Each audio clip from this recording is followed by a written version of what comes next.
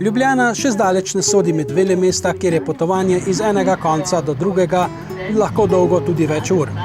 Vsekakor pa sodi med mesta, ki si ga velja ogledati tudi s panoramskim avtobusom. Samo mesto z okolico ima vrsto ogleda vrednih znamenitosti in krajev. Zato tudi ne čudi, da je poskusno vožnjo po Ljubljani opravil že prvi panoramski avtobus. Poimenovali so ga Veseli Janez. Na svoj krov sprejme do 85 oseb. Vožnja traja 3 ure po vsej Ljubljani in po Barju do Črne vasi. Cena vožnje je 18 evrov, skupine pa imajo tudi popust. Z našo kamero smo se prve poskusne vožnje tudi udeležili.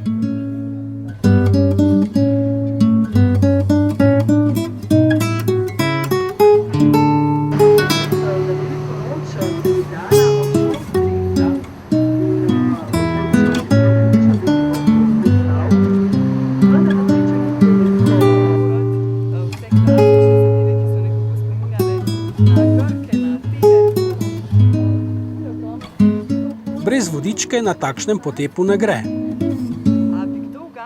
No, tole je Veseli Janez, s katerim se peljemo po Ljubljani.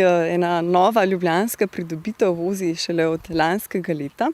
In sicer gre za prvi panoramski avtobus.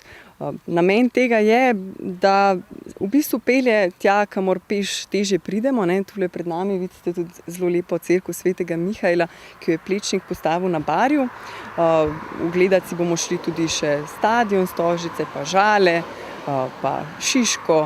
Vmes bomo imeli en krajši postanek na Ljubljanskem gradu, malo za razgled, malo za kavo, da si malo odpočijemo. Je pa ta avtobus primeren predvsem za skupine, zaenkrat v bistvu ga še nima rednih voženj in sprejme tam do 85 oseb.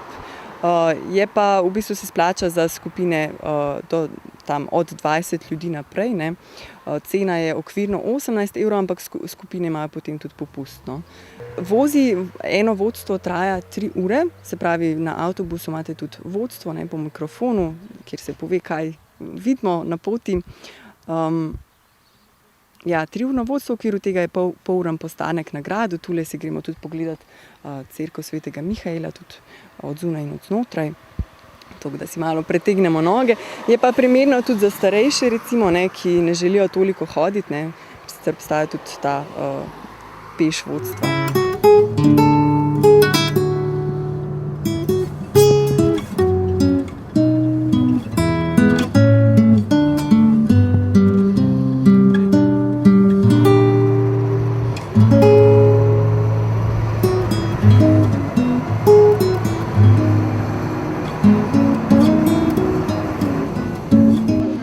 Po 3 urah se potniki vračajo s polno mero vtisov vožnje po Ljubljani in okolici in spoznajo, da ima slovenska prestolnica bogato in pestro zgodovino. Enkratna, še prvič sem se peljala. Bi še kdaj šli? Še. Vi načrtujete mogoče? Ja, mogoče bo še kaj organizirali, kakšen izlet. Lepo je bilo.